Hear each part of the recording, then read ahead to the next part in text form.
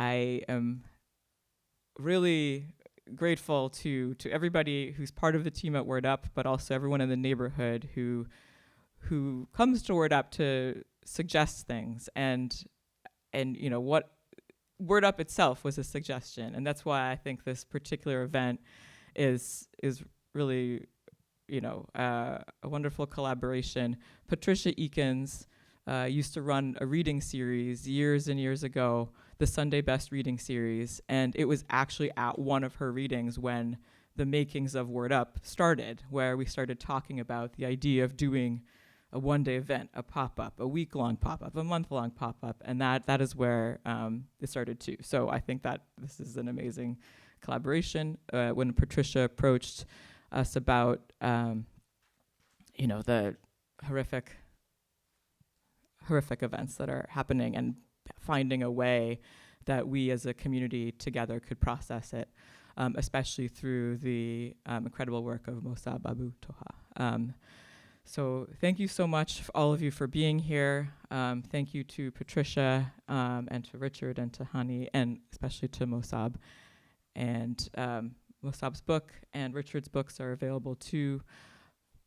Proceeds from this event will go toward the Middle East Children's Alliance. But most of all, I'm glad for us all to be in this space to listen to everything that you have to share.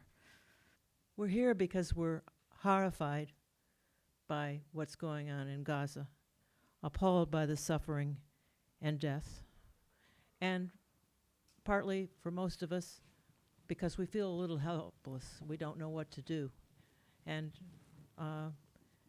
consciousness raising, hearing the words of Mosab Abu Toha together, and donating to the Middle East Children's Alliance is a small beginning. We will read aloud the evocative and poignant poetry of Mosab Abu Toha, and he will be asked questions about his writing and about Gaza in order to amplify his message and to raise money for Meca. First, Richard Hoffman will read with Abu Toha himself. Then 7 community members will read Abu Toha. Actually, it's 4. 4 sign-ups, sorry. 4 community members will read Abu Toha or their own poems about Gaza. Then the television producer and documentarian Hany Massoud will moderate the Q&A with Abu Toha speaking from Cairo. Before Richard Hoffman stands up, I will give you brief bios of Richard and Mosab Abu Toha. Later, before the Q&A, I'll say a few words about Hany Massoud. Mosab Abu Toha is a Palestinian poet, scholar, and librarian who was born in Gaza and has spent most of his life there. He has taught English at the United Nations Relief and Works Agency and is the founder of the Edward Said Library, Gaza's first English language library. Not only is he the author of the poetry collection, Things You May Find Hidden in My Ear, his poems have been published in Poetry Magazine, The Atlantic, The New Yorker, The New York Review of Books, and many other journals.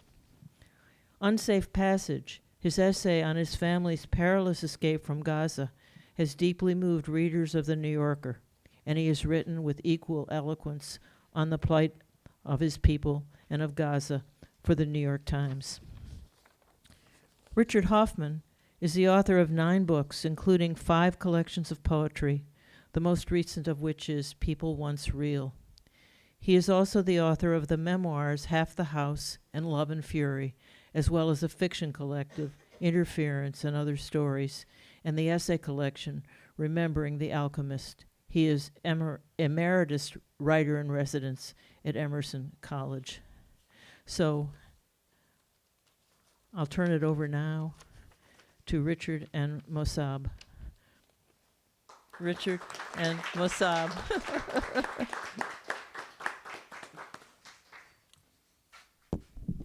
Mosab, it is so good to be doing this with you. You know, I've been seeing you on my television screen and in my New Yorker, etc. But it's been too long that we've been together, and I wish you were here in person so I could give you all a hug. Thank you, Richard. Thank you. This is a big hug for you and everyone. And I think what we ought to do is begin by having you read a poem, if you don't mind, and then I will read one, and we'll go back and forth for a time. But thank you, Richard. Yes. I'll start by reading the recent poem that was published by the New York Review of Books titled The Moon. And I wrote this poem after I saw the body of a girl and her father on the street after they were trying to escape the death that was everywhere. The moon. She is lying on the asphalt. Her small belly, her chest, her forehead, her hands, her cold feet bare in the night. A hungry cat paces. Shrapnel rings as it hits neighboring houses already bombed. The cat grows hungrier. The cat sees the girl, her wounds still warm, hungrier. The girl's father lies next to her on his back. The backpack he wears still has the girl's favorite candy and a small toy. The girl was waiting till they arrived to eat her lollipop. The cat gets close to try the flesh. A bomb pounds the street. No flesh, no girl, no father, no cat. Nobody is hungry. The moon overhead is not the moon.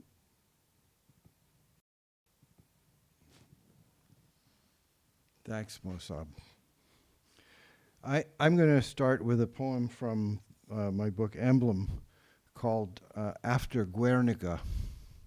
You all know Picasso's famous painting of Guernica, and the occasion for that was the horror of the very first aerial bombardment of civilians, which has now become the definition of war. I guess I don't need to say more about that, but I will have something to say at the end of this poem. After Guernica. After Guernica, we'd seen it, and seen it clearly, sociopathy and its rationale, the need of the state, protection racket that gives the bullies something to do without account, with impunity. Over the door, not the blood of the lamb, but the word war, so that now in that house death is welcome, invited, as in Gaza, where two men hold a charred corpse, a child's, for the camera, for our eyes. Pity? Yes. Horror? Yes. Who cares what we feel looking? We retch at the wretched, who are not us. We are troubled at the breakdown of diplomacy. Negotiations have broken off. Yes, right where the child's foot once was, there, where, like a leg of lamb, the bone pokes through. Now, this book came out in 2017. That was a poem about 2016.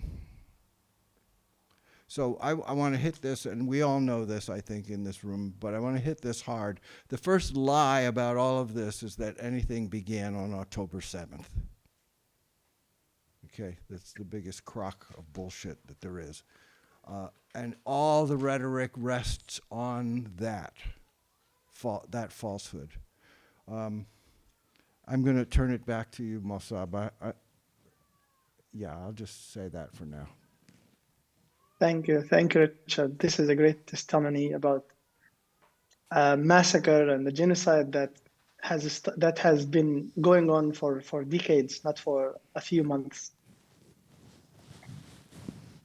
I'm going to read a few parts from my first and long poem, Palestine AZ. And if I'm going to rewrite this poem, I'm sure that maybe some words will be written about in a different way. But I'll read a few parts from this long poem. Palestine AZ. A. An apple that fell from the table on a dark evening when man-made lightning flashed through the kitchen. the streets, and the sky, rattling the cupboards, and breaking the dishes. Am is the linking verb that follows I in the present tense. When I'm no longer present, when I'm shattered. Be, a book that doesn't mention my language or my country and has maps of every place except for my birthplace, as if I were an illegitimate child on Mother Earth. Borders are those invented lines drawn with ash on maps and soon into the ground by bullets. R. I was born in November. My mother told me she was walking on the beach with my father. It turned stormy and began to rain. My mother felt pain, and an hour later she gave birth to me. I love the rain and the sea, the last two things I heard before I came into this horrible world. Tea. In summer, I drink tea with mint. In winter, I add dried sage. Anyone who visits, even if it's a neighbor knocking at the door to ask what day or date it is, I offer them tea. Offering tea is like saying marhaba. The one said Palestine will be free tomorrow. What is freedom? What is tomorrow? How long does it last?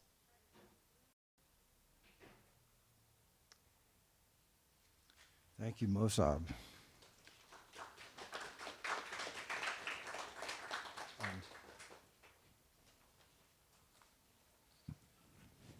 Here's one called The Tiny Book of Common Prayer. Save us, O Lord, from theologians with weapons.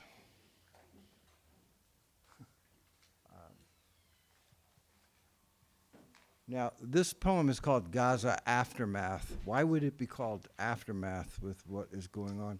Because I wrote this poem soon after Mosab had returned to Gaza, only to be confronted with the 2021 assaults on Gaza. So this is a poem a couple of years old.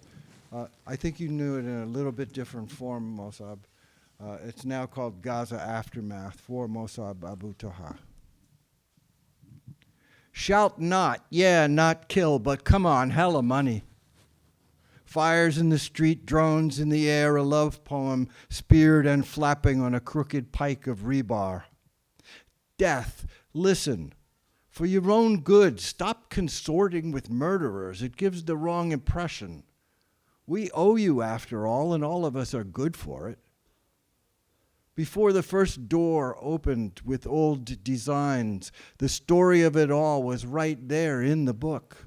How fear becomes hatred, if you read it right. I used to think we are here to help one another, believe all this is real and sometimes beautiful. I only think that sometimes now. Which words at least won't make things worse? Which stars are stars and which surveillance satellites? Remember, there are two sides to every dollar. An elegy claws its way up grief's hoarse throat, a dirge that could fracture your rib cage, calling to a world where such singing might bring peace. In the rubble, a child's remains are unearthed, right there, dead center in our future. And a photo goes viral as in vain we mumble ancient poems. The weight of dread is no lighter when shared. Barbed wire rusts, but razor wire just gleams. You can change a map. A calendar is different.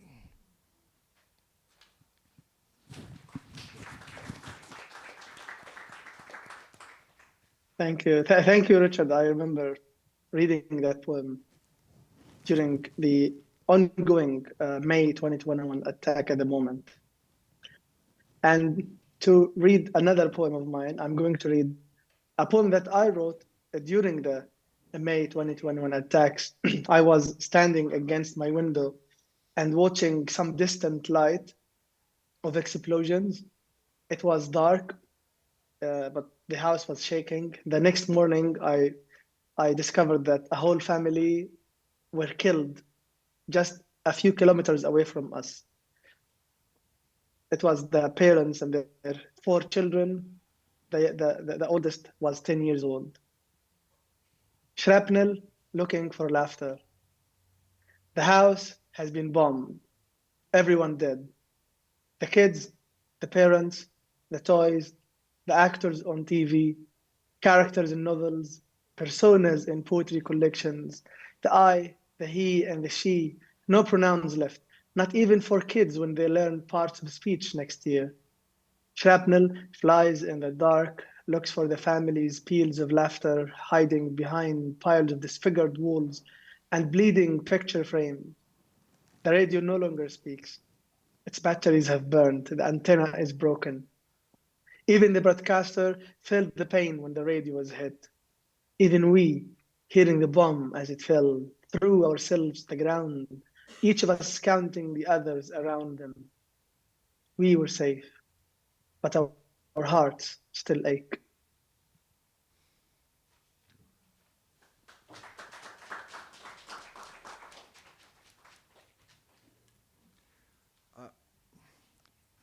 This is a poem for us. I had to imagine you working my way up to this event and thinking about what is it that it is permissible to say from this distance when we have Mosab here so grievously and intimately involved with the tragedy of Gaza. And so I think that that's part of the helplessness Patricia was mentioning is like, what is our role here? What is our, and so I tried to explore that a bit in this poem. And it's called Mourning Gaza. And yet we think we can go on. Our earlier weeping this morning need not bleed all over the day with its innocent and savage receptivity to sunshine. What does the naked soldier take off when he puts on that uniform? What does the pale infant turning to dust in the gray light deep in the powdery rubble know of the torn hands of her parents digging to find her? Nothing. Nothing is the answer.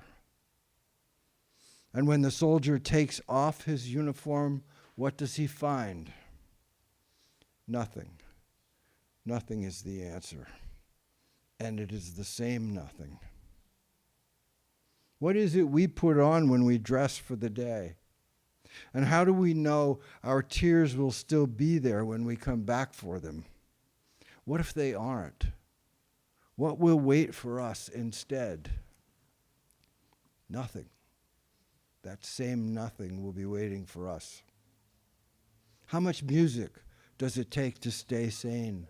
How many poems, how many friends, books, TV programs, theaters, restaurants, games?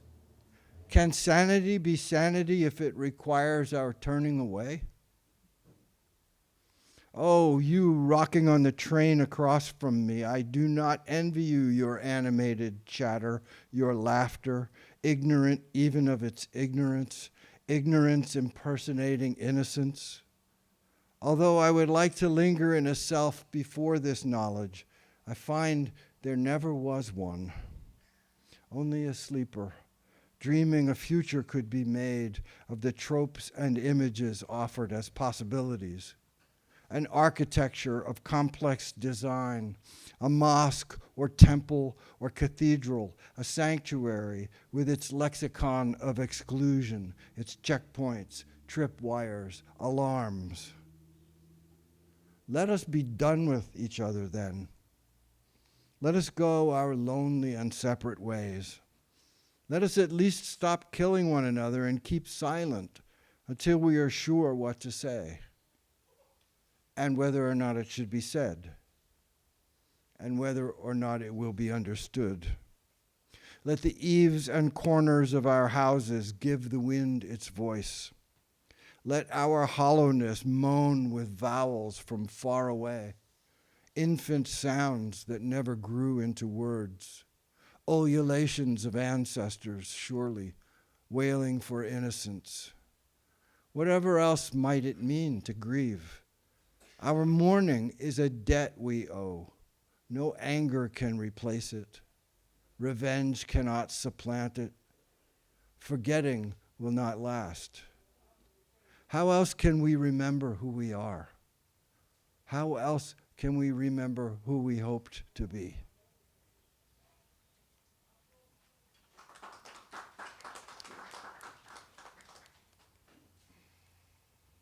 Thank you, Richard. Thank you.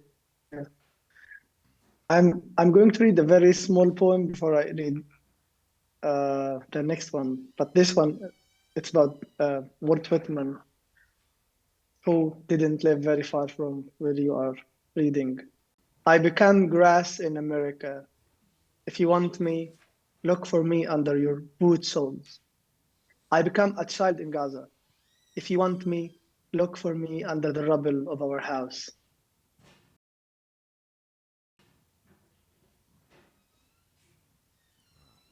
Right or left? Under the rubble, her body has remained for days and days. When the war ends, we try to remove the rubble, stone after stone. We only find a bone from her body. It's a bone from her arm. Right or left, it does not matter, as long as we cannot find the henna from the neighbor's wedding on her skin, or the ink from a school pen after on her little index finger.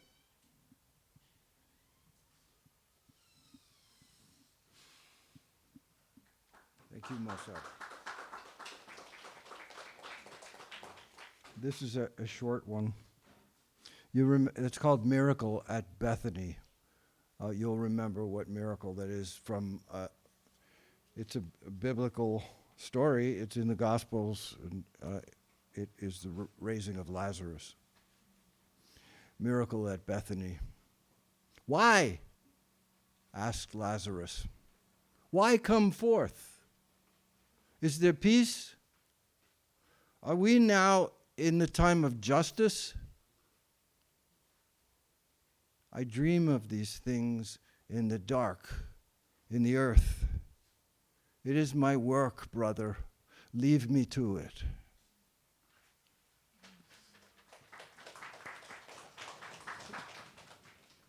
A litany for one land, after Audre Lorde. For those living on the other side, we can see you. We can see the rain when it pours on our fields, on our valleys, and when it slides down the roofs of your modern built houses, built atop our homes. Can you take off your sunglasses and look at us here? See how the rain has flooded our streets, how the children's umbrellas have been pierced by a prickly downpour on their way to school. The trees you see have been watered with our tears. They bear no fruit. The red roses take their color from our blood. They smell of death. That the river that separates us from you is just a mirage you created when you expelled us. It is one land. For those who are standing on the other side, shooting at us, spitting on us, how long can you stand there, fenced by hate? Are you going to keep your black glasses on until you are unable to put them down? Soon, we won't be here for you to watch. It won't matter if you blink your eyes or not, if you can stand or not. You won't cross that river to take more lands, because you will vanish into your mirage. You can't build a new colony on our graves. And when we die, our bones will continue to grow, to reach and intertwine with the roots of the olive and orange trees, to bathe in the sweet Yafa Sea. One day, we will be born again when you are not there, because this land knows us. She is our mother. When we die, we are just resting in her womb until the darkness is cleared. For those who are not here anymore, We have been here forever. We have been speaking, but you never cared to listen.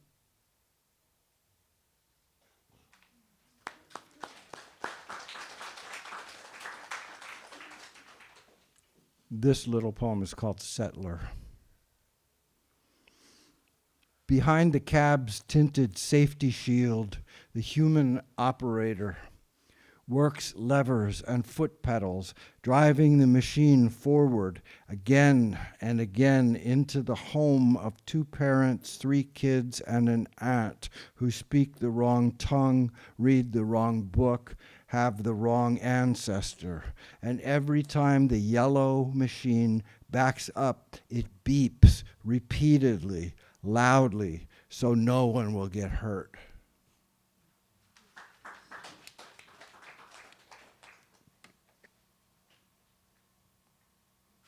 To my visa interviewer.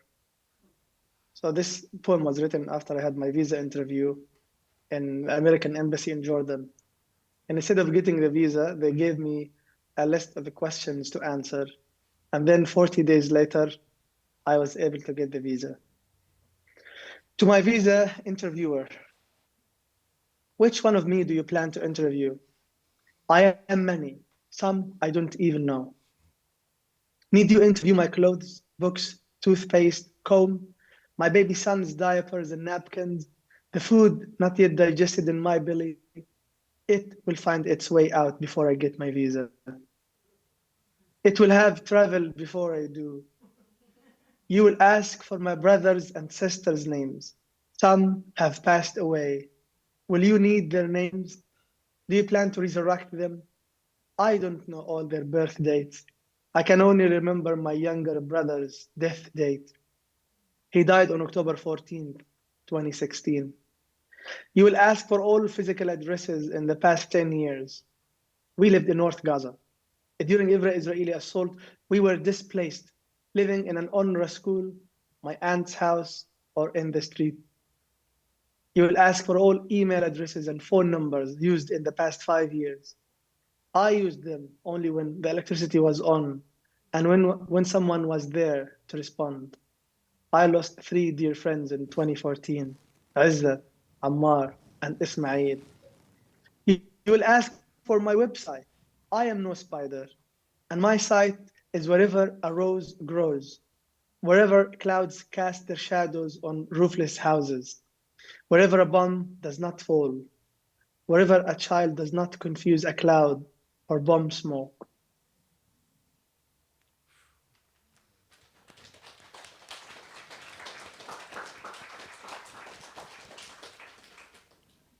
Like Mosab, I have a long sequence of poems in the new book called Mundus et Infans, The World and the Child.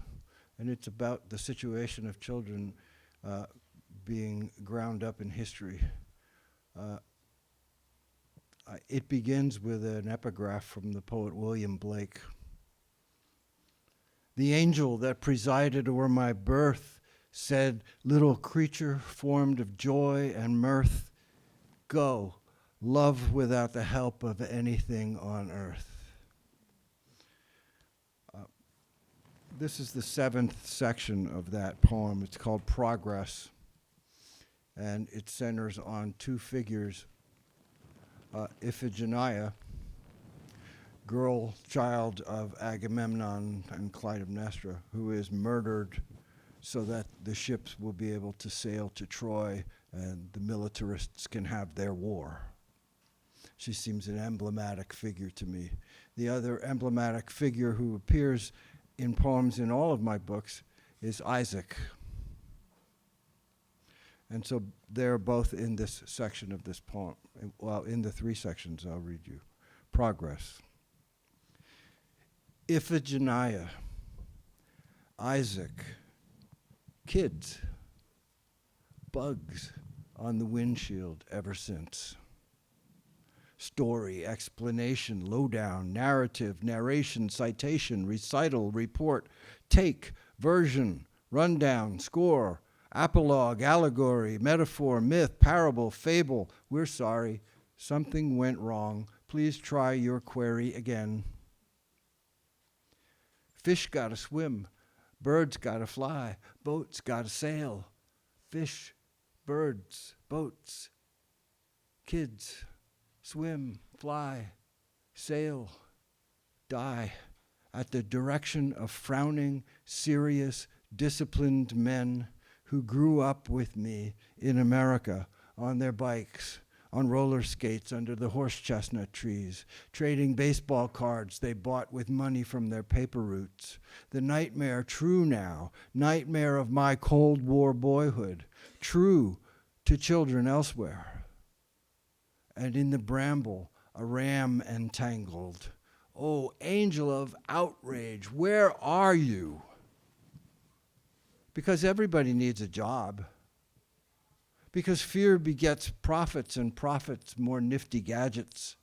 First best gizmo off the line is always an idea, an assumption, a mysterious immaterial twin to every sleek weapon thereafter, a prayer to consecrate the idol. Years of this, generations. Hey, I'm just trying to make a buck. Oh, shake us, make our hearts hammer shame in the face. Now blood drips from public monuments like icicles in spring.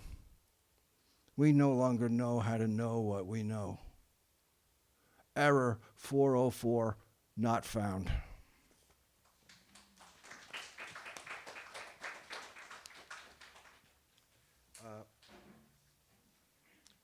This is this little villanelle called Isaac's Dream. Who's there? Who's there? It's dark. I'm afraid. I can't see. No one. Only an old nightmare. Now I'm falling into nowhere while a body looms above me. Who is it? Who's there?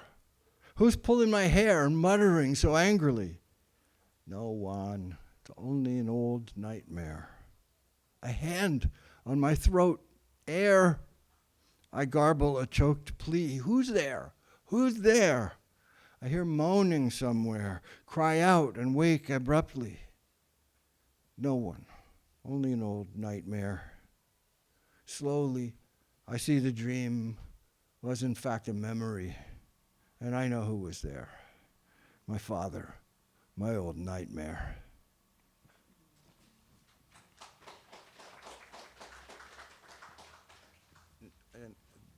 The last one I'll read from this is called Seer.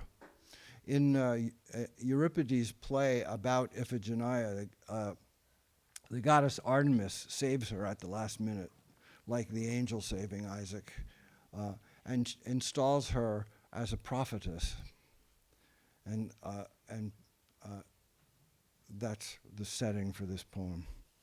In Euripides' Dur version, Artemis, to whom men pray for permission to kill wild creatures of her forests, spirits Iphigenia away to Taurus, where she makes prophecy of the single thing she knows, denied by all who seek her. Children will be sacrificed for advantage, for victory. What she knows is always so. It's almost too easy. Almost. Hardest are the armored men who clatter up her stairs. She knows the harm they will do, and that no words will stop them. You know, when I read poems like that, people say, see, it's part of human nature. It's like, this, and I would say, bullshit. It's the nature of militarism that we're tracking here, not the nature of human beings. Anyway, Mosab. Thank you, Richard, so much for reading from this great collection. I unfortunately, the last time I met you was in May 2022. No, 2023, just a few months before the genocide. You gave me new copies of your almost all your books, and you signed every book. And I was happy to put your books on my bookshelf in my home in Gaza. But unfortunately, I lost everything, many friends, but also my library, which included your autographed books. So hopefully one day when I rebuild my house, I would ask you again, maybe for the third time, to send me your books. I will read maybe two more poems. Um, the first one is from my collection called Forever Homeless. And for many of you, I think you know, we don't have an airport in Gaza, not in the West Bank. The only airport that we can travel through is in Cairo. And in order for us to leave Gaza to Cairo, it's a complicated process. Forever homeless. Before my long travel, I pack my suitcases, stuff them with some sand from our land, some scent from my mother's kitchen, and sounds of birds in the morning. And in my pockets, I put the 4 directions. My hands are the compass. At the airport, I beg the officer not to open the suitcases, and if needed, to touch my clothes gently. Otherwise, I would be standing on nothing, surrounded by nothing, see nothing. I would be weightless and forever homeless. The next poem is called Obit. To the shadow I had left alone before I crossed the border. My shadow that seemed lonely and hid in the dark of the night, freezing where it was, never needing a visa. To my shadow that's been waiting for my return, homeless, except when I was walking by its side in the summer light. To my shadow that wishes to go to school with the children of morning, but couldn't fit through the classroom doors. To my shadow that has caught cold now, that's been sneezing and coughing, no one there saying to it, God bless. To my shadow that's been crushed by cars and vans, its chest pierced by shrapnel and bullets, flying with no wings. My shadow that no one is attending to, bleeding black blood through its memory, now and forever.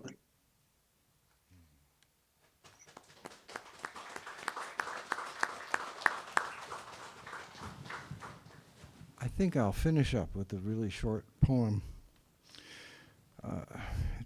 It has occurred to all of us that genocide is the collapse of empathy, the complete and utter collapse, like a dark star, like a black hole. And this is a poem called O, no H, just O. It's just something I know. There is a moment of such pain beside an open grave when someone must hold you up. When the only difference that matters is between the living and the dead. Could we remember, oh, what hatred could survive? Thank you.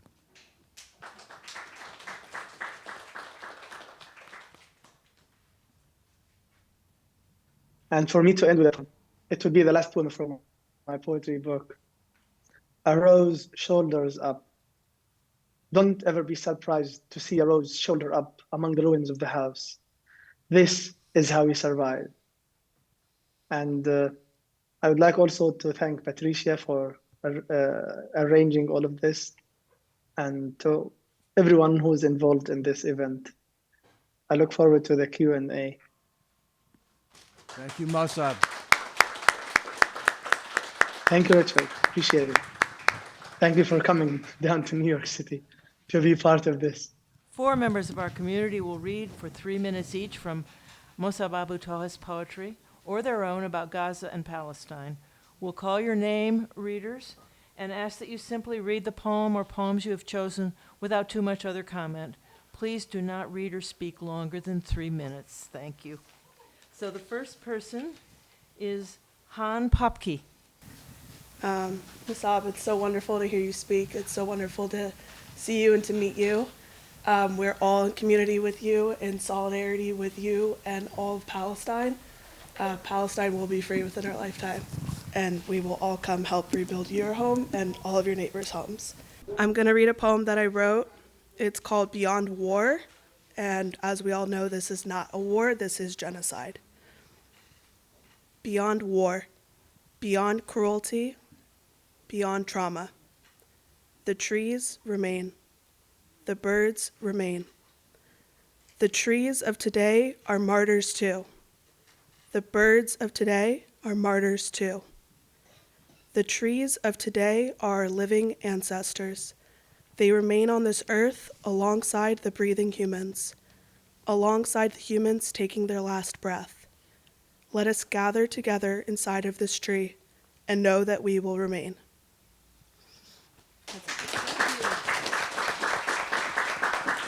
The next reader is Memphis, Washington. Memphis is going to read a translation of Mosab Abu Toha's Home, translated into Spanish by Sarah Rubens Breen and Georgia Phillips Amos. Just want to echo Hen's sentiment and thank you. Also, my apologies to any native Spanish speakers. ¿Qué es un hogar? Hogar. Es la sombra de los árboles en el camino hacia la escuela antes de que fueron desarraigados. Es la foto en blanco y negro de la boda de mis abuelos antes de que las paredes se derrumbaran. Es la alfombra de oración de mi tío, en la que dormían docenas de hormigas durante noches invernales, antes de que fuera saqueada y metida en un museo. Es el horno en que mi madre hacía el pan y asaba el pollo antes de que una bomba redujera nuestra casa a cenizas. Es el café en que veía partidos de fútbol y jugaba. Mi niño me para. ¿Una palabra de 5 letras puede sostener todo eso? Thank you. Thank you, gracias, Memphis. And thank you and gracias to Sarah Rubens Breen and Georgia Phillips Amos, and of course, Mosab Abu Toha for the underlying poem. Christine is next. Christine, are you here? Christine is going to read What Gazans Should Do. Hi, thank you, Mosab, for all your poems. So this poem is actually called What a Gazan Should Do During an Israeli Airstrike. And it was published in April of last year, but it was written based on Mosab's experience during the 2014 and 2021 assaults. So I chose it as a reminder that, as Richard made a point earlier, this did not start on October 7th. What a Gazan should do during an Israeli airstrike. Turn off the lights in every room. Sit in the inner hallway of the house, away from the windows. Stay away from the stove. Stop thinking about making black tea. Have a bottle of water nearby, big enough to cool down children's fear. Get a child's kindergarten backpack and stuff, tiny toys, and whatever amount of money there is, and the ID cards, and photos of late grandparents, aunts, or uncles, and the grandparents' wedding invitation that's been kept for a long time. And if you are a farmer, you should put some strawberry seeds in one pocket and some soil from the balcony flower pot in the other, and hold on tight to whatever number there was on the cake from the last birthday. Thank you. Lana will read with preference to Palestinian readers first. Hello, everyone. Good morning. What an honor, Mosab. Thank you so much. I actually started scribbling on my hand when I came here. You know, how can words be enough? In a land of television preachers and politicians for Jesus, but not Jesus the Palestinian, the poet. Yeah, so I'm going to be reading We Love What We Have by Mosab Abu Toha. We love what we have, no matter how little, because if we don't, everything will be gone. If we don't, we will no longer exist, since there will be nothing here for us. What's here is something that we are still building. It's something we cannot yet see, because we are part of it. Someday soon, this building will stand on its own, while we will be the trees that protect it from the fierce wind, the trees that will give shade to children sleeping inside or playing on swings. Thank you, thank you. Now we have the Q&A. We've been collecting your questions on cards, and our moderator, Hany Massoud, will ask his own questions and call for audience questions. And Peter will read your questions from the cards. Before we begin, I'd like to say just a quick word about Hany, for those who don't know him. Hany is the proud father of Ismail, Sophian, Zachariah, Qasim, and Amina, and the husband of Aisha. He is the first U.S.-born member of his family after his parents immigrated from Egypt. He has been with Democracy Now! Since 2007 as a TV producer, and has covered international stories such as the global climate catastrophe, the 2011 uprising in Egypt, and the Gaza flotilla. He received an Emmy for his work in the HBO documentary In Tahrir Square, 18 Days of Egypt's Unfinished Revolution. He has also been on the ground with the DN team covering the Black Lives Matter movement, the fight for migrant rights at the U.S. border, and the stripping of civil liberties spawned from the war on terror. Even more locally, he was the founder of the Inwood Arabic Class, which is how I met him. But don't ask me to say anything in Arabic now, but it was a wonderful class. Hany Massoud. Thank you guys for allowing me to participate. Thank you, Patricia, for including me in this. And Mosab, it's an honor to be here with you, to participate in this and just to share this space with you. Thank you, Hany. Of course. As I started to put together some questions and some thoughts of, maybe what we could talk about, of course, as you know, things are shifting and moving every second, every day, every minute. And there's never enough time or enough moments to really get your mind wrapped around what's happening. And of course, condolences to you and your family and to all your loved ones for all the loss of life, and for your neighbors, your friends, your family members. But I guess we should start, with your most recent posts about what's happening in Rafah right now.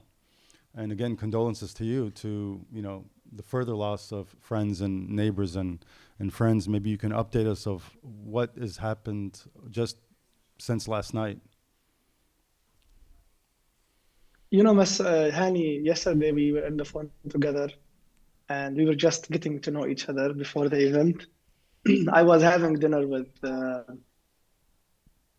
group of friends, and when I arrived home at about 10 p.m., I remember reading something about a massacre that happened to Hamdona family in Jabalia camp, and there are lots of Hamdona that I knew personally.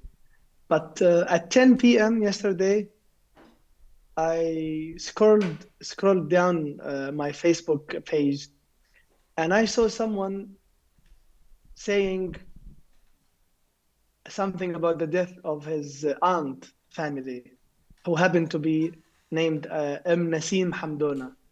And then I read her husband's name, which is Mish'al. And then I remembered, oh, that's the father of one of my closest friends from school time.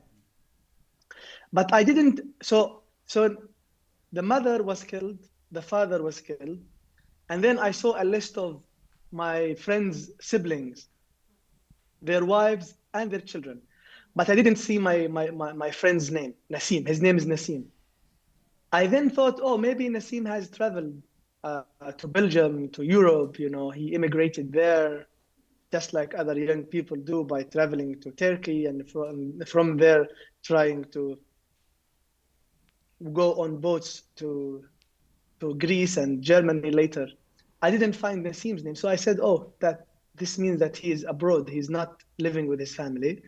And then I decided to search his name.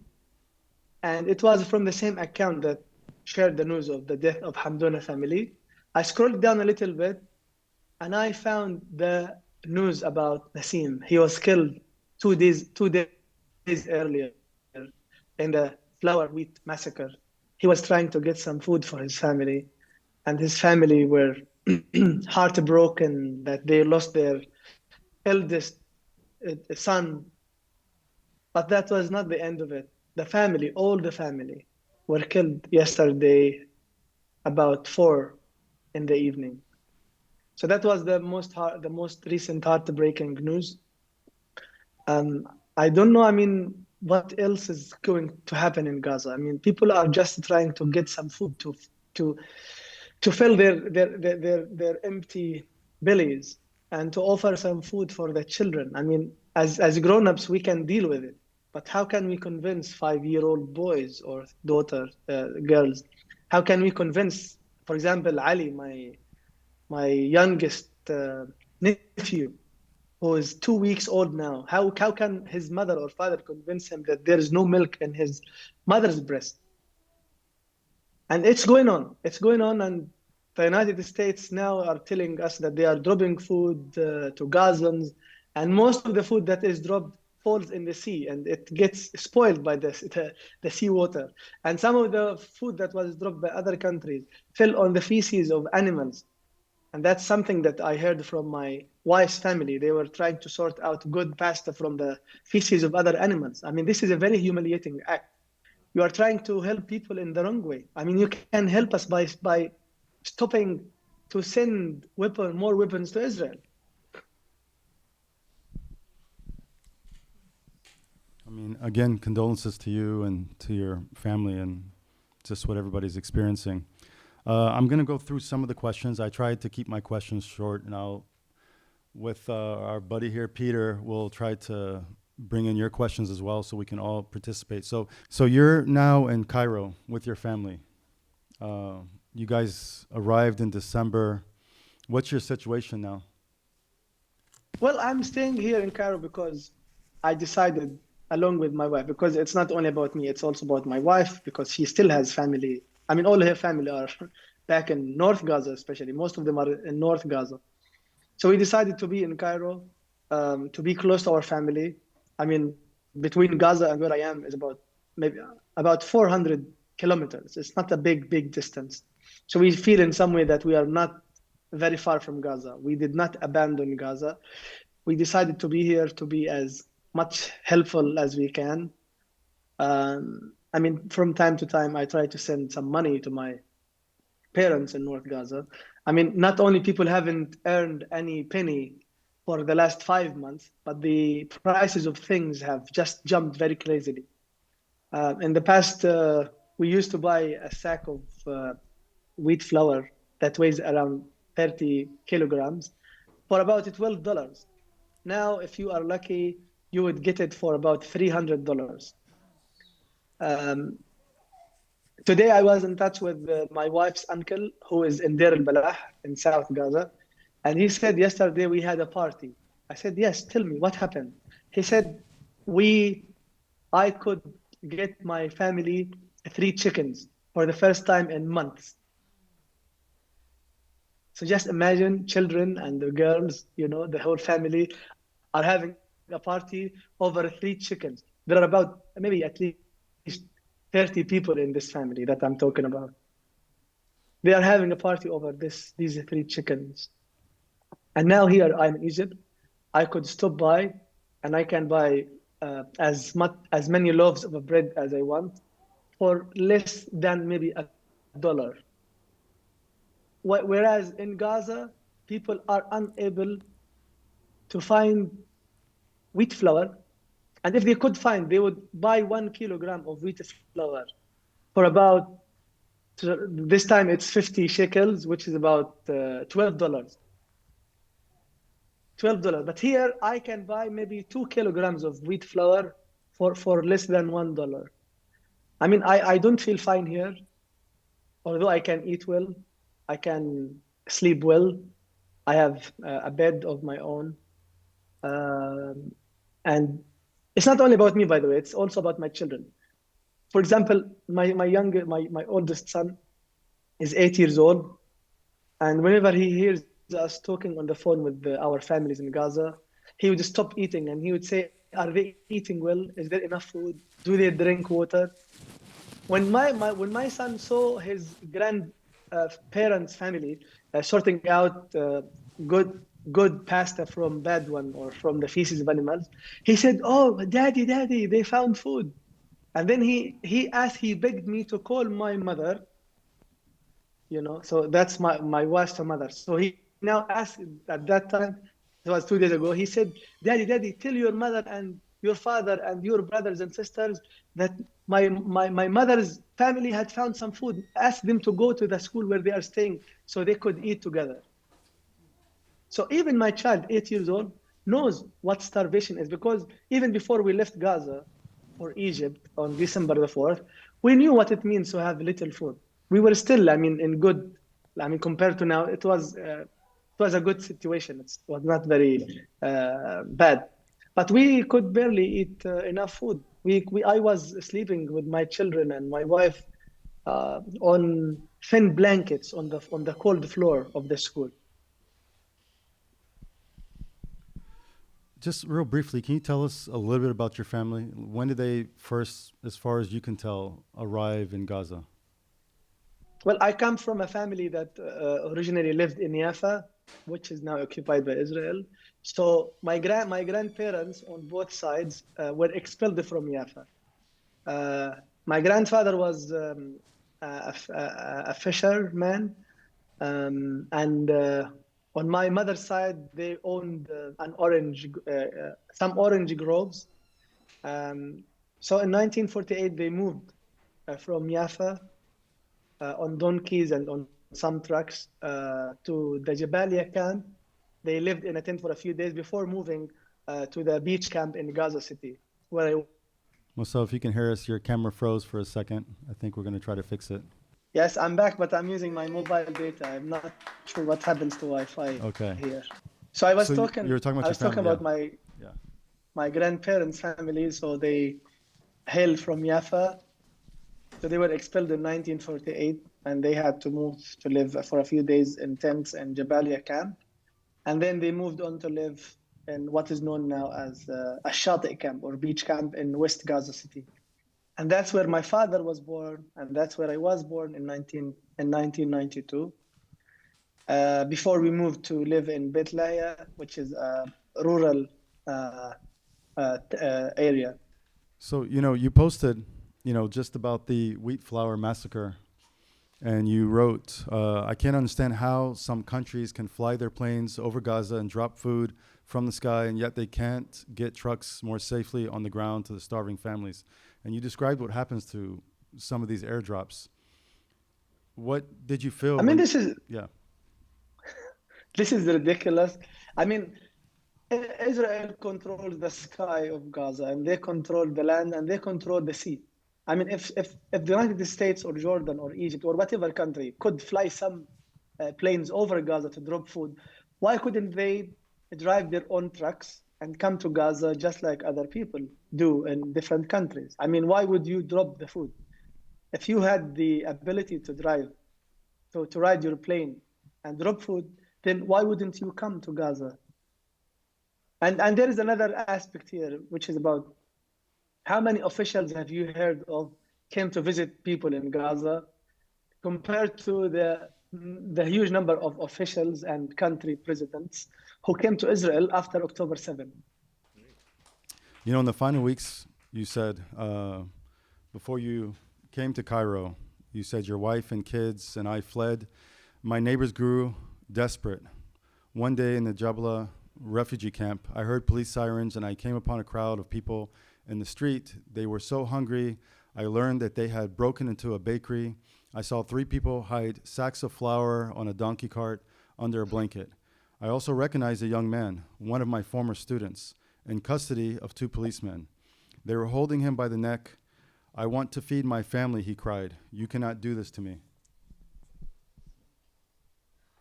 Yeah, I mean, during the war, you can't control people's behavior because there is lack of food, lack of water, lack of everything. So people would sometimes break into the houses of other people, and then in that case, some people broke into some bakeries because those bakeries stopped baking bread because they ran out of fuel. So people were waiting outside, but with no bread coming out. So they decided to break into the bakery and some, I mean, if we can use the word steal, so some people could steal some wheat flour sacks from inside the bakeries.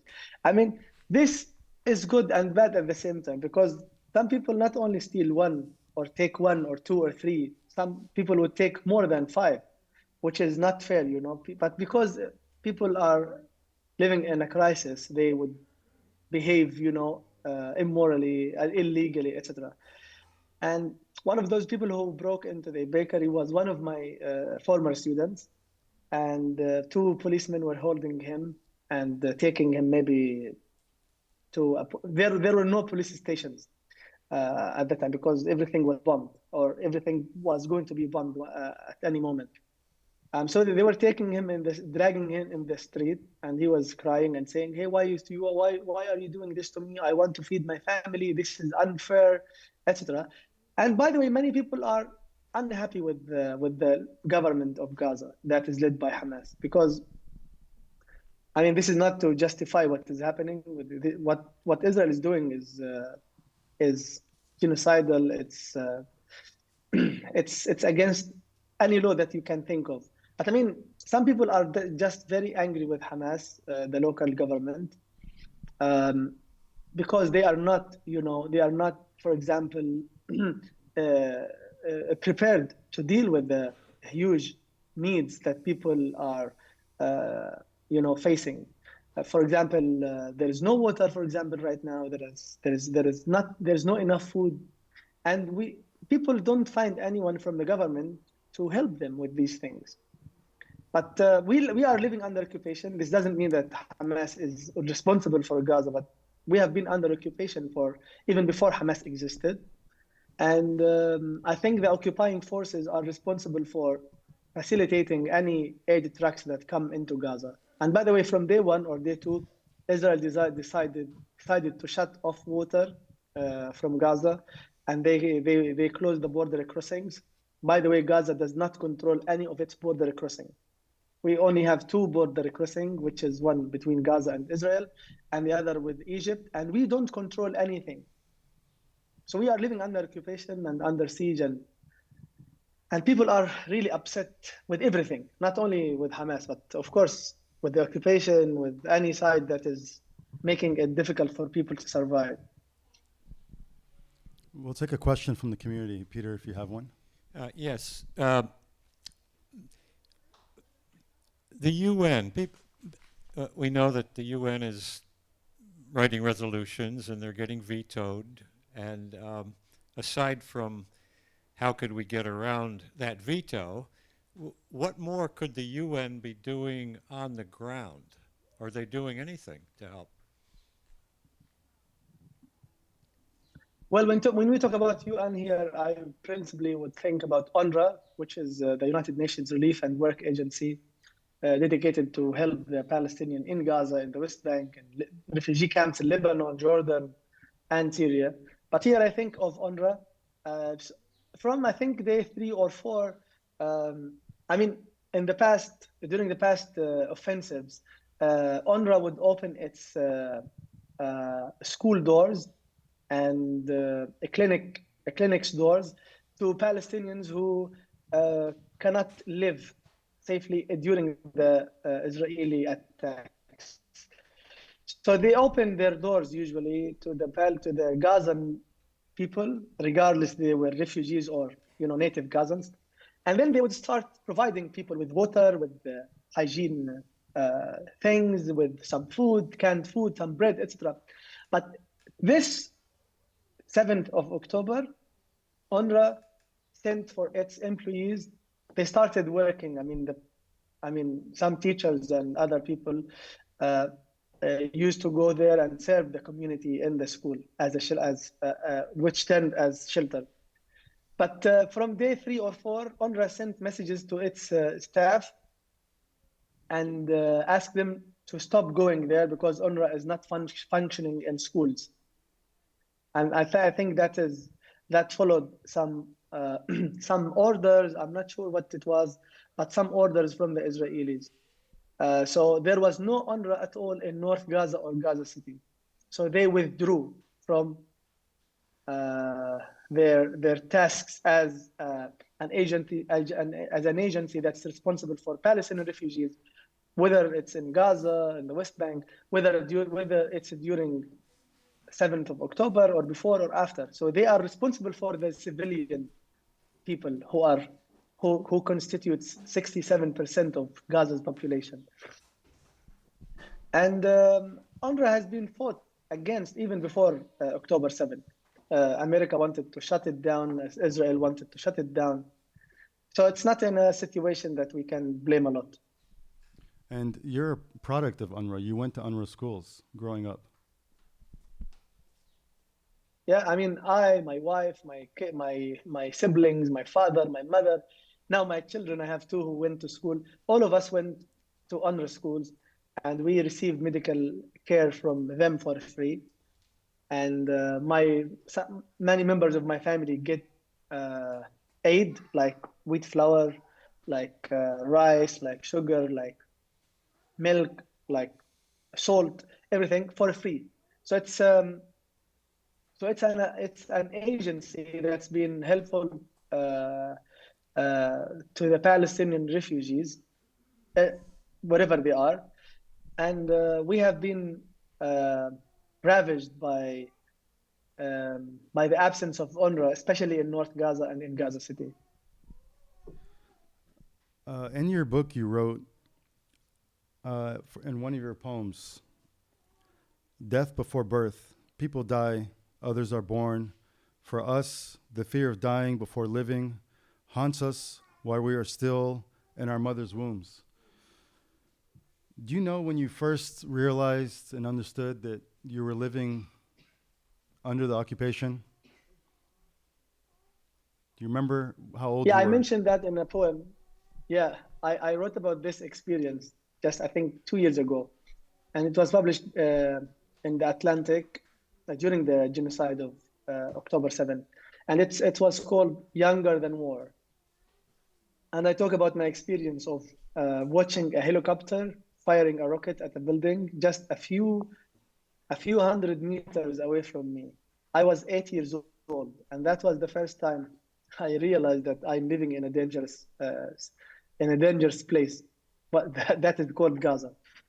And it's weird because we live in a dangerous place, but we never ask the question, for how long is this going to happen? Who is doing this to us? Why? We just run for our lives without asking. I mean, as children, we don't ask who is doing this, why are they doing it, till when is this going to happen? And the same thing with my children. They were hiding in the classrooms with their cousins, but they never ask why is this happening. They just want to live. That's the question for them. Mosab, what are your thoughts about the Palestinian call for the cultural boycott of Israel, cultural institutions and arts supported by these institutions, inspired by the South African statement and other South African events? Well, I'm one Gazan, I'm one Palestinian, and whatever is done to protect my people, to end the occupation, to ease our suffering, I'm with it. As long as it affects the occupation, as long as it weakens the occupation that's causing a lot of destruction to my city, to myself, to my children. So of course I'm with. It's not only BDS. Any organization or any movement that helps end occupation, not only in Palestine but in every place, I'm with it. I don't care about the name. or what kind of people they are doing it, but I'm pro-life. I'm pro-human rights. So Mosab, the demolishing of Gaza, of course, has left your city in ruins. Can you explain your poem, Rubble Salary? You say in that poem, why doesn't the warplane have some rubble overboard after bombing? I'm sorry. Why doesn't the warplane heave some rubble overboard after bombing? A house to increase the pilot's salary. On the scale, stones and rebars are heavier than souls. Your friend, of course, and as many of us know, poet Rifat El-Riyar passed away under the rubble, and as many might not know, he's potentially still under the rubble. Tell us what you mean and what you felt about the poem, and a little bit about Rifat as well. I mean, I've seen destruction since I was a little boy, but this destruction that's happening is unprecedented in terms of the number of houses and neighborhoods that have been turned into rubble, and the number of souls that have been taken away from the bodies of people that still reside or still remain under the rubble of the houses. I mean, I'm just wondering, I mean, they bombed the house. Can you just clean after you? You just finished everything. Can you just, I mean, because it would take us a lot of time to remove the rubble. We don't have enough equipment to deal with the rubble that Israel leaves after each offensive. I remember when they bombed the Al Jawhara tower, it took the workers about a month and a half to remove the rubble of one tower, of one building.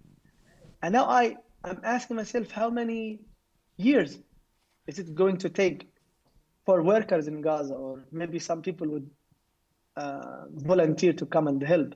I mean, how many months and years will it take us to remove the rubble before we start rebuilding our houses? Why don't if these warplanes have the power of turning our towers and our houses into rubble, can they just take some rubble with them overboard to help us, And talking about Rifat, I asked a mutual friend of ours, who he's still in Gaza, and he told me that Rifat's body is still under the rubble because there is no way that people can remove the rubble that is over his body and the rest of his family. And that's the case of many, many people I know. And I mentioned, I think, in one of my poems about that little girl who is who remained under the rubble for months, and after the war ends, the only thing we could find were the bones. We don't know whether this bone belonged to her right arm or left arm. So after the war, people would maybe the people who did not die from the airstrikes will die from trauma after they realize that there is no trace of their loved ones. Do you remember when you first thought you'd want to be a writer? Do you know how that came about? My family, I don't know of any writer in my family. Maybe before me, I'm not sure. Maybe my great-great-grandfather was a famous author who came to New York and met Walt Whitman or Emily Dickinson a few decades ago. I mean, I did not decide to be a poet or a writer. I never dreamt of having a book with my name on it. But unfortunately, I had to be a writer. I mean, I think it's a curse to be a writer from Gaza, because the only thing you will be able to write about is death, shrapnel, bombs, corpses, F-16. Now, I mean, my poetry will not be very different from what I used to write, but there will be some new scenes, some new smells, some new forms on my page. The idea that a body remains under the rubble for months, The idea that some people are buried without anyone knowing their names or date of birth. The idea that some people are separated from their families. So, for example, my wife's uncle was killed in North Gaza, while the rest of his family are still in South Gaza. They did not bid him farewell. And that happened to a lot of families. Just imagine. And some people, by the way, were not buried in cemeteries or grave. They were buried in the street or in schools' yards because there was no safe place to bury them in, and because cemeteries were occupied by Israeli tanks. So you would be careful when you walk on the street of Gaza, because you might be stepping on a grave. Is there a poem you always return to for solace or hope? It's my last poem that I wrote in the book, A Rose Shoulders Up. It's about the hope that even under the rubble, a rose would shoulder up. And that's how people are starting their lives over. And this now reminds me of my father after our house was bombed on October 28th. These days, my father is trying to rebuild a room out of this rubble. He wants to start his life again using the rubble and the concrete of our bombed house. And when my son Yazan, 8 years old, saw a video or a picture of my father building something, he said, "Oh, is grandfather rebuilding our house? Would I have a bed there?" So that's what a Palestinian or a Gazan is. I mean, they won't give up. It's true that they destroyed Gaza, but they will start and they will use the rubble to build a room or two. And these poems, that you wrote and this book of yours was published in 2022. And this is before what we, of course, all see now. And in 2020, you were at Harvard, you were a visiting scholar and poet, and you had an event titled Rescued from Rubble, and founding the Edward Said Public Library in Gaza. So there was a book that you found. What was that book that you found under the rubble that inspired you to establish the library? Yeah, it was in August 2014, after the Israeli 51-day offensive against Gaza. I went back to see the English department in the Islamic University of Gaza, where Rifat used to teach, by the way. And the administrative building was hit by an Israeli airstrike. So I was looking through the rubble and I found the Norton Anthology of American Literature under the rubble of the English department. And it was the book that inspired me to collect more books to build Gaza's first English language library. And in later months, when I showed Rifat the photo, he said, "Hey, this book used to belong to me. I used it in my lecture, by the way." And that later forced me to say that Rifat is a co-founder of the Edward Said Library that I founded in 2017. What's the status of the library now? I have no idea about the status of the library. Both libraries are one in North Gaza in Beit Lahia, where I lived most of my years, and the other is in Gaza City, and no one could reach that area to check on the status of the libraries. But I keep asking my brother to go and see. So you remind me again to ask him. And it's not safe. It's not safe to move around. And of course, schools are gone. Higher education is gone from Gaza. Hmm? Schools and higher education is completely gone from Gaza. Higher education? Higher education and schools. Schools. Oh, yes. I mean, Israel, they knew about our power, which is education. I mean, about 99.99% of people in Gaza go to school. Half of the population have degrees. Even a child, would sometimes help their parents and at the same time go to school. So going to school is something like learning the numbers. And I think the Israelis know that our power comes from our education. And that was one of Rifat's projects called We Are Not Numbers, which was about empowering Palestinian young writers by connecting them with established writers outside of Palestine. That was one of the reasons I think they killed him, because they were very scared of a generation that was going to have a great battle to liberate Palestine through writing and through narrating our stories.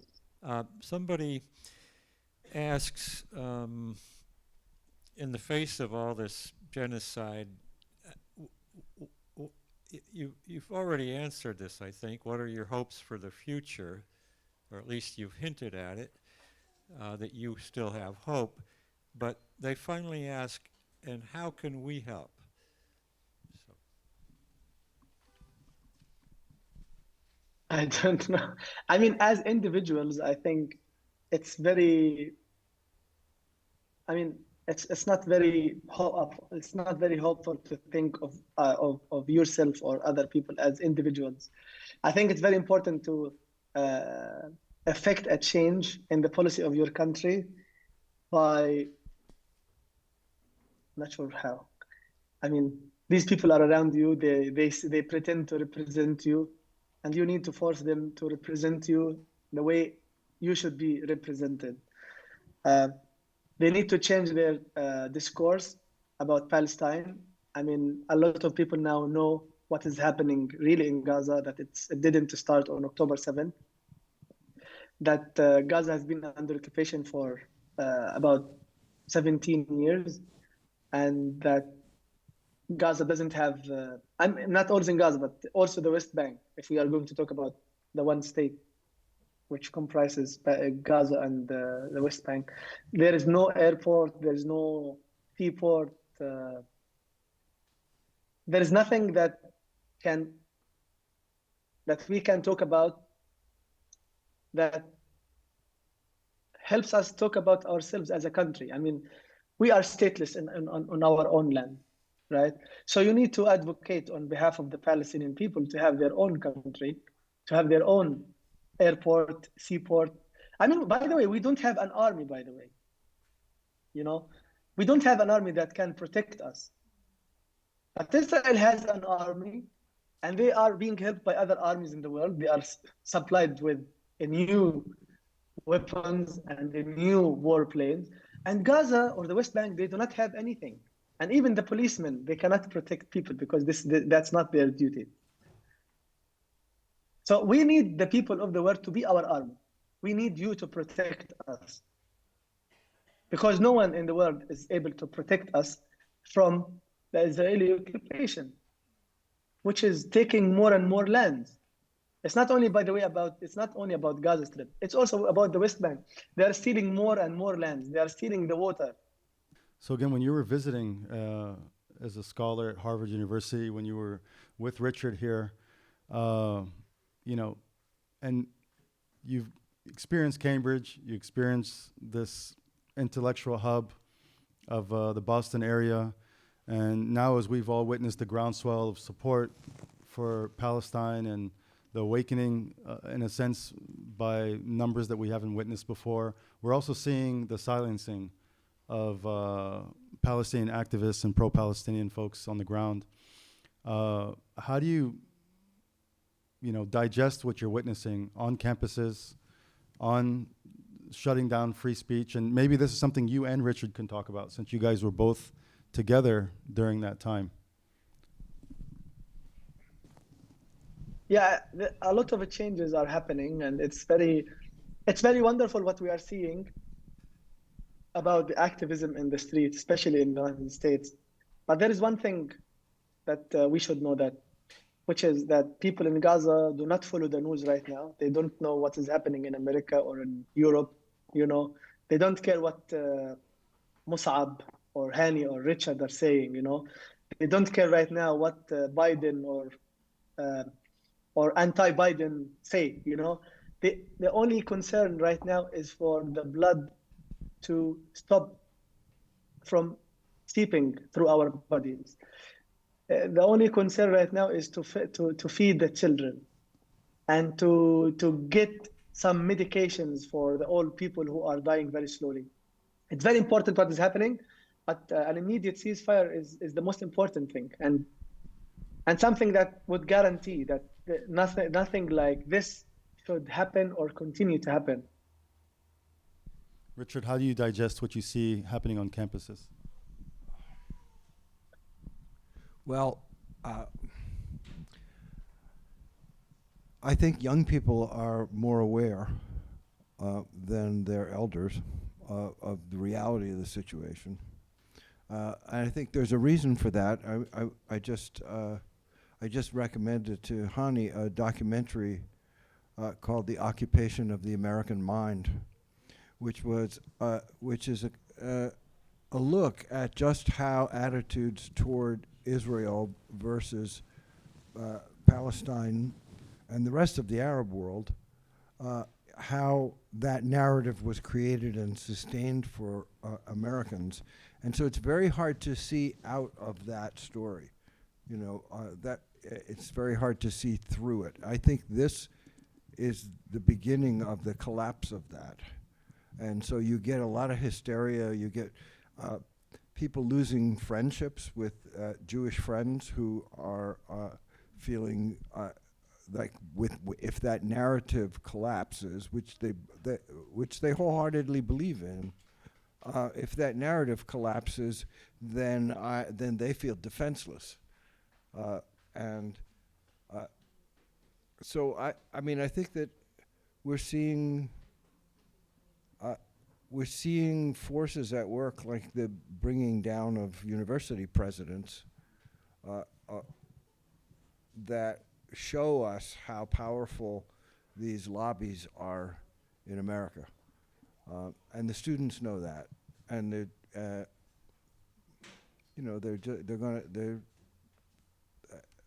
they're not going to be quiet. That's all. Well, I guess something else we can mention in the sense of solidarity and movements coming together and intersecting, with issues overlapping. I think it would be unfortunate if I didn't, mention that we're just a few blocks away from where Malcolm X was assassinated in the famous Audubon Ballroom.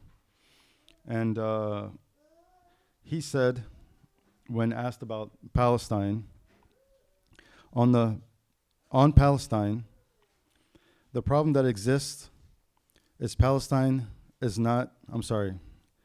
problem that exists in Palestine is not a religious problem. It is a question of colonialism. It is a question of a people who are being deprived of their homeland. And he said that in 1964 when he was in Cairo, the very place that you're at now. I think Israel is a colonial project because it's, people who even invented Zionism did not create it they were not religious people. They just used religion as an excuse, to found something like a state for the Jews. And they were not only thinking about Palestine, they had some other options in their minds. So it was not only about Palestine, but it was about, creating something. And I have a question maybe for everyone. If the Jews of the world, not all Jews believe this, but many Jews have more than one nationality. For example, people who are living in Israel right now, they have some American passports, they have European passports, and they decide to come here to Palestine and live. I have a question. Do they feel unsafe there in Europe or America? Who is causing this fear to them? Is it the Palestinian, me, my children in Gaza, or in the West Bank? Why do you come to Palestine if Europe, I mean, Europe and America is not safe for you? You come to Palestine? I mean, if they were able to provide you, I mean, Israel, if they were able to provide Israel with weapons and etc., but at the same time, they can't protect them in America or in Europe, I mean, I don't understand what is happening. You can use your weapons to protect Jews in Europe or in America, you know? And by the way, there were a lot of Jews who lived in Palestine before Israel existed. So the problem is not with the Jews as Jews. I mean, Jews lived with Muslims, with Christians, with no racism, it's anything.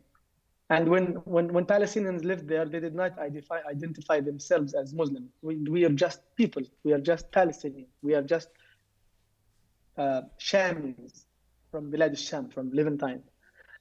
So I mean, these weapons that America sent or Europe sent to Israel, I mean, if you can spend all this money on the safety of Israel, why can't you protect them if they still claim so? Why don't you protect them there? Right? But I'm being hurt on my land and by people who claim to care about the safety of Jews. Mosab, you're making me think about the vast sums of money that support the militarization of the whole world at this point. And when we talk about giving money to Israel to buy weapons, we're giving it's a way of taking public money, our tax dollars, and giving them to Northrop Grumman, Boeing, Raytheon, all of these arms makers, by having them manufacture the weapons for Israel. I mean, it's now at the point where we used to make weapons to fight wars, but now we create wars to sell weapons. And it's a huge part of our economy. And that's the elephant in the room, I think. Plus, police departments are sending people to Israel for training because they have certain techniques and weapons like guns that fire around corners. And well, guess who here's where they get to try out the weapons on you know who. You know, and like Malcolm X, you know, oftentimes the humanity of these individuals is not really recognized until a street sign is put up with their names on it. And you have a poem that's called Palestinian Streets. And you write, "My city streets are nameless. If a Palestinian gets killed by a sniper or a drone, we name the street after them." Is that how you remember growing up? Yeah, I mean, there are lots of streets that have the name of martyrs. For example, not only Palestinian martyrs, but also Arab or non-Arabs. For example, there is the Omar al-Mukhtar, the most famous street in Gaza. It's called Omar al-Mukhtar, the Libyan revolutionary. And there is Al-Husseini Street, named after the Husseini martyr during the time of the Nakba. And there is also Muhammad al-Durra Street. And there is also a hospital named after Muhammad al-Durra. There is the Rachel Corrie Street and the Rachel Corrie Association. So this is a fact that there are many streets that do not have names except by the names of the people maybe who died there, or maybe the family name. It's unofficial. But for us, there are many streets that are named after people who die in them. So when you were fleeing and you were heading and because Gaza is just a very small place, people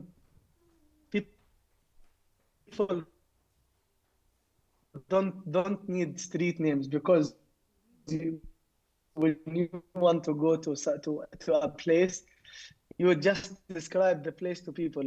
Okay, go 100 meters ahead, and then turn right, and you will find the house next to the supermarket. He gives the name of the supermarket. So it's a very small place that doesn't necessarily need street names. When you were fleeing and you had permission to leave Gaza by the U.S., you were detained. You described it as a kidnapping. Soldier pulled you aside, said the man with the black backpack that's carrying the boy with the red hair. Who's this boy with the red hair?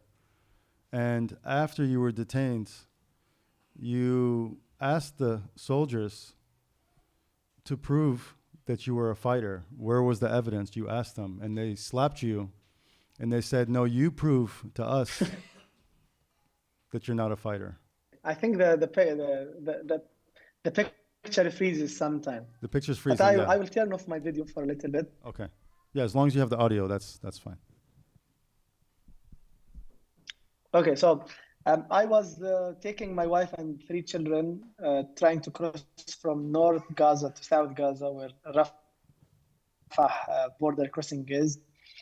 And on the way, there were some Israeli soldiers at a checkpoint. And he started calling out people by description, not by name. And he described me. I was very, shocked when he said the young man with a black backpack and a red-haired boy, put the boy down, the red-haired boy down, and drop your bags and come to us. And the red-haired boy was my American son, 3 years and a half. So that boy was the reason why we were heading to Rafah, why our names appeared on the list to leave Gaza. And I was confident. I said, oh, our names are on the list, and that list is approved by Israel itself. Maybe there's some misunderstanding. So I decided for a little bit to take my child with our passports and head to the Israeli soldiers who were just about 150 meters away from us.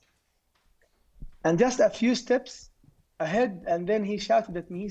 He said, don't come with the boy. Put the boy down and drop your bags and come to us. And then when I approached them, he said, on your knees.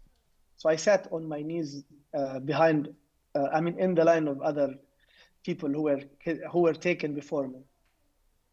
And then during I was forced to get naked in front of 3 soldiers under gunpoint, and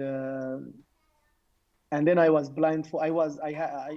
And then I could put on a shirt and my pants on before being handcuffed and blindfolded. And then I was led very aggressively to a tent. I think it was a tent. This is how I sensed. It was something like a tent. And there were some Israeli soldiers speaking in Hebrew. And then they started to interrogate me. I switched into English. And then he said, I told him about myself, about my travel to Harvard, about my MFA degree from Syracuse, etc., and about my poetry. And then he said, you are a Hamas activist. I said, me? Do you have any proof?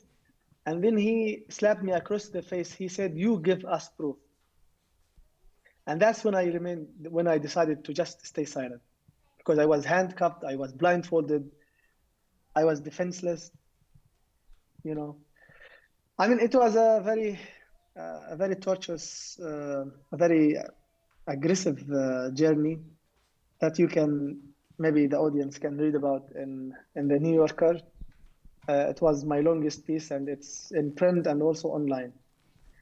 If it wasn't for my American friends, the magazines and journals and the websites I wrote for during the previous months, maybe I would be kept in their custody for maybe a few weeks or 3 months or a few months. But luckily, I was released after 54 hours after being kidnapped. Well, I know all of us here are thankful that you were able to make it back, and I know there's many more that are still there, and we're hoping that they all get released. And now there's talk that maybe there's a ceasefire starting next week before the month of Ramadan. what do you anticipate will happen this week with that possibility? Well, I think Israel would intensify their airstrikes. They would kill as many people as possible. They already killed a few hundred people in the past 48 hours. The last massacre was yesterday. They killed about 20 people from the same family in Rafah. And they also killed the family of my friend Nasim Hamdouna, which I told you about.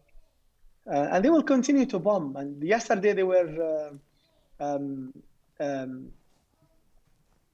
they were surrounding a whole neighborhood with their tanks, and they were firing and shooting tank missiles into the buildings, and people were suffocated and they were going to die, and they were sending pleas to people to help them. So they will continue to do this because no one is able to stop them. The only thing the world is now able to do is to drop some pasta and some canned food from the air. So just to finalize here, again, you published your book in 2022. And as you mentioned about the poem already, A Rose Shoulders Up, it's kind of a cry for hope. How do you feel about that poem now with what we've witnessed and what you've witnessed? Do you still feel the same as you did when you wrote that poem back then? I think of this poem as something that I will see after this genocide ends. People will come out from under the rubble and they will build something to continue to live. It's not something that I can see right now. I mean, some people are trying to live even now, like my father, who is building a small room, and he could build a bed, by the way, and next to our house in Beit Lahiya.